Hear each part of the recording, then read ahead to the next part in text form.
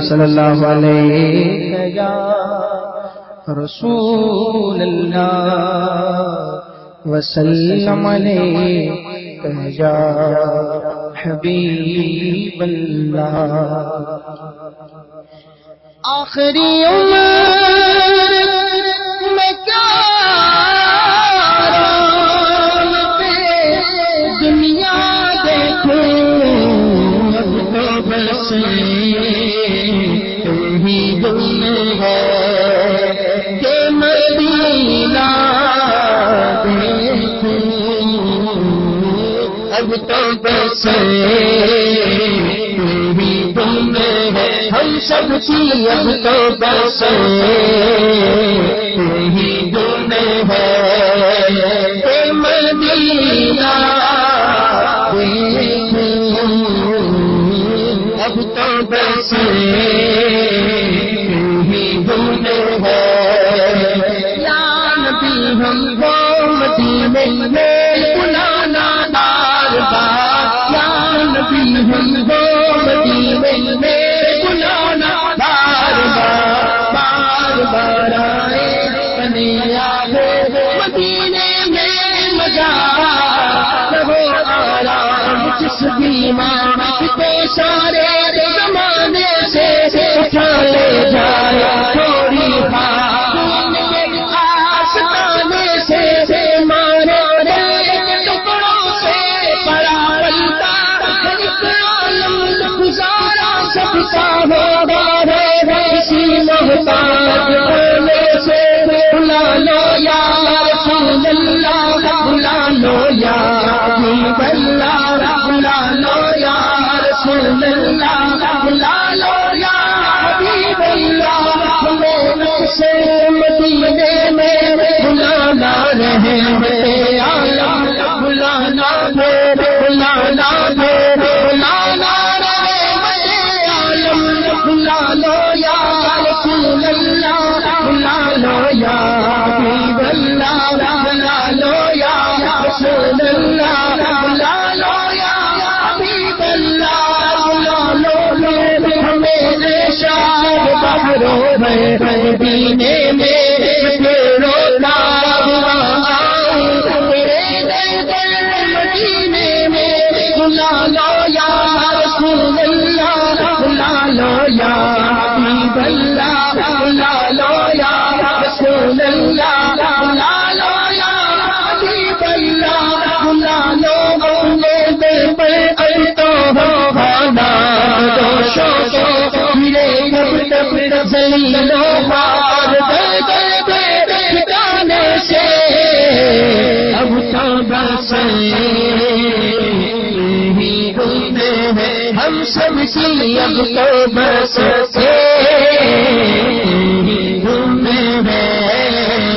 کہ مدینہ دیکھو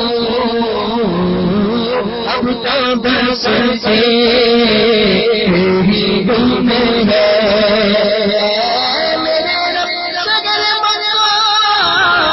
مدینے کی آنا جانا میرے بر لکھ دے میری تقدیر میں.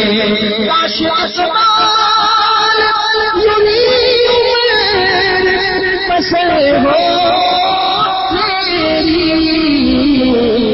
صبح میں ہو تو شام کو تیرا صبح میں